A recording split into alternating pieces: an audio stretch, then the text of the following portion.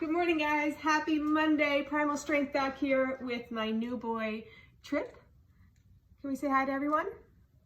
So you can see Trippy missing that front right. All right, he's going back up on the couch with his treat. Oh, no, he's going on the floor. So he'll be joining me for morning mobility. He's actually going to be going through some rehab himself. He just had an FHO on his back hip, so technically he's only walking on two, but he's putting some weight through the back leg now. So he just joined my family on Wednesday night, right, bud? And he has been amazing. So for my morning mobility, I am going to do a little work on my shoulders. They've been feeling a little tight, so I'm just going to go through what I do as part of a warm-up and show you some of the morning mobility or just mobility whenever I do it. It's just morning now. So I'm using the Vibe Ball. I'm going to get in around the pec. I'm really going to make sure I'm working the sternal fibers of the pec here and getting into subclavius under the clavicle.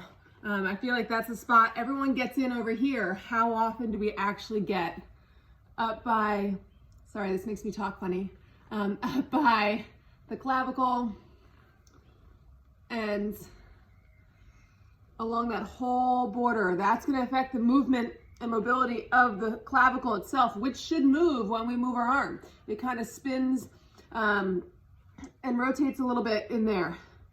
So we should have some mobility of that joint, of those two joints, SC joint, AC joint, which could affect the mechanics and what we're feeling in the shoulder. So working my way across, I can then sink in a little bit harder when I get more into the belly of the pec. That's why I'm using the bigger ball. Sometimes the lacrosse ball is a little small.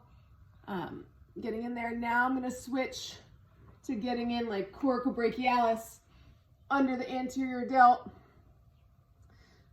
and pec there into the arm. So now I'm kind of front arm line. Then I'm going to roll and get this back triangular space and just deeper and slower pressure while there's some vibration in there. So first just going to mobilize, then I'm going to go through some mobility movement stuff while I put the cups on. Just feeding the brain more information sensory wise. I even sometimes get up and do some little bridges so you can tap into the glutes here while you're doing it, but I'm trying to get that ball on that upper trap region, letting it sink down.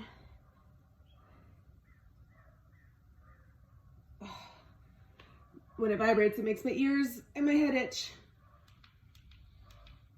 All right, so now, ooh, that feels good. I am tight through here. So I'm gonna put the pods on and continue going with some of this mobility. So I'm just gonna kind of cover around the shoulder. Let's see.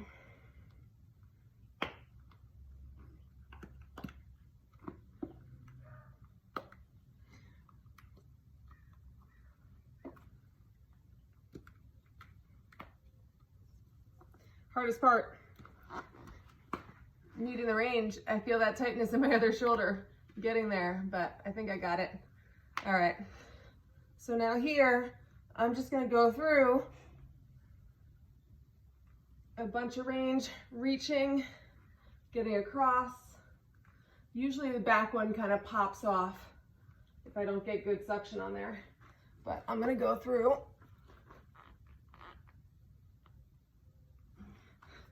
Get on my side, kind of go through around the worlds.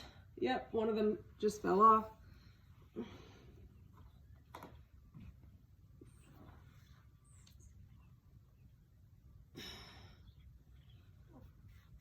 So this will also help get a little thoracic rotation while I'm working on that shoulder.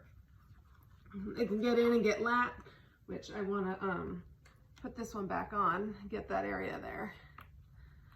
And then go ahead and I'm side bending a little bit and then overhead reaching, feeling a really good stretch all the way down this whole side. And then I can go in and do a little activation of the back of the shoulder. Get in here doing some scap retraction, but then getting in, getting down.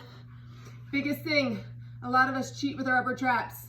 Lock out the elbow. Don't cheat with the bicep. If you have issues with sometimes anterior shoulder pain, you might be one of those people that likes to cheat with the bicep for the lat and lower trap and scapular stabilizers, bicep or upper trap. So lock out the elbow, shoulder retraction, depression a little bit, and then I'm just raising up. So you should be able to, keeping elbow straight and locked out, a nice straight arm raise here. Other side, knowing that we're tapping into lower trap, back of the shoulder stabilizers there, back arm line. So I've had these on probably a couple minutes.